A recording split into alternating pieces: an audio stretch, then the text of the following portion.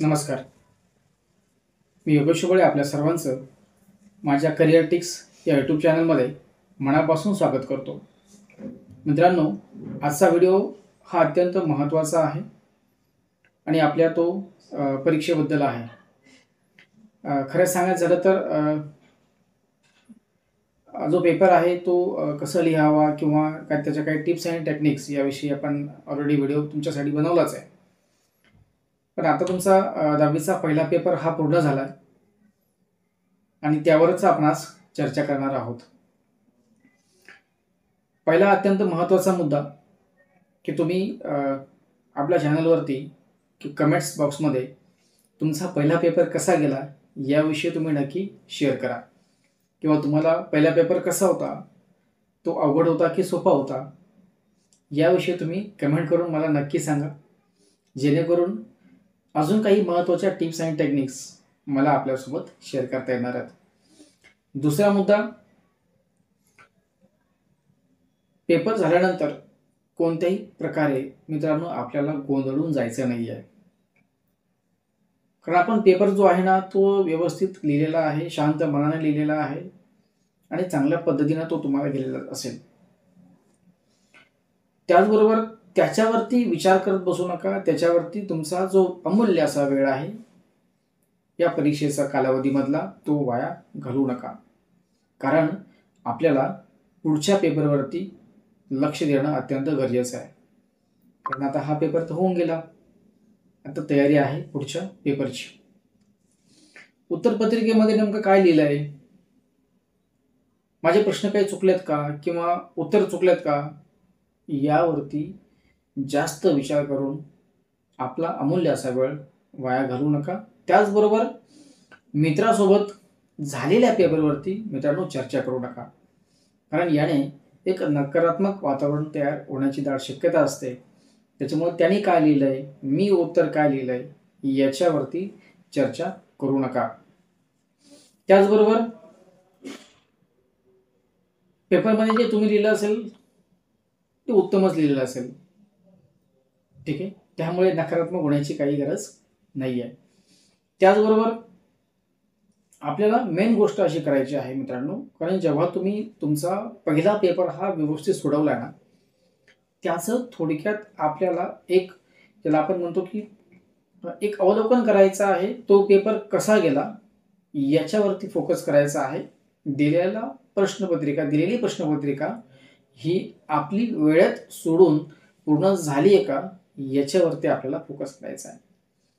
त्याचबरोबर प्रत्येक प्रश्नाला किती वेळ लागतो हे आपल्याला तपासायचं आहे. त्याचबरोबर प्रश्नपत्रिका किंवा उत्तरपत्रिका सोडून झाल्यानंतर मला माझी उत्तरपत्रिका तपासण्यासाठी पुरेसा वेळ होता का हे तुम्हाला तपासायचं आहे. जेणेकरून काय होईल की याचं जर तुम्ही व्यवस्थित नियोजन केलं ना मित्रांनो, तुम्हाला तुमचा पुढचा पेपरचं जे नियोजन आहे ना किंवा तो जो पेपर आहे ना तो अगदी उत्तम रित्या तुम्हाला सोडवता येणार आहे. त्याचबरोबर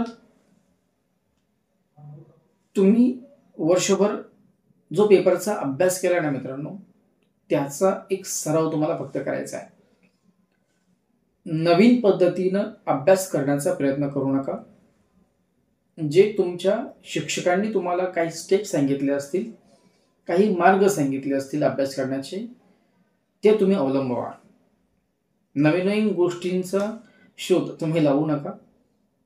कारण जो अभ्यास तुम्ही केलेला आहे तो उत्तमरित्या केलेला आहे.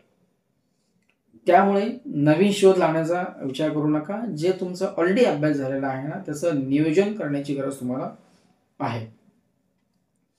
त्याचबरोबर पेपर सोडवण्याच्या आधी एक मोठा श्वास तुम्हाला घ्यायचा आहे आणि रिलॅक्स राहायचं आहे. याची अनुभूती तुम्ही घेतलेली असेलच. त्याचबरोबर पेपरमध्ये नेमकं कशा प्रकारचे प्रश्न येतात, पेपरचा नेमका पॅटर्न काय असतो, याचा सगळा अभ्यास आता तुमचा पहिल्या पेपरमध्ये झालेला आहे मित्रांनो. आणि त्या अनुषंगाने आपल्याला पुढच्या प्रश्नपत्रिकेचं किंवा पुढच्या पेपरचं नियोजन हे करायचं आहे. ही सगळ्यात महत्त्वाची गोष्ट तुम्हाला या व्हिडिओच्या माध्यमातून सांगायची आहे.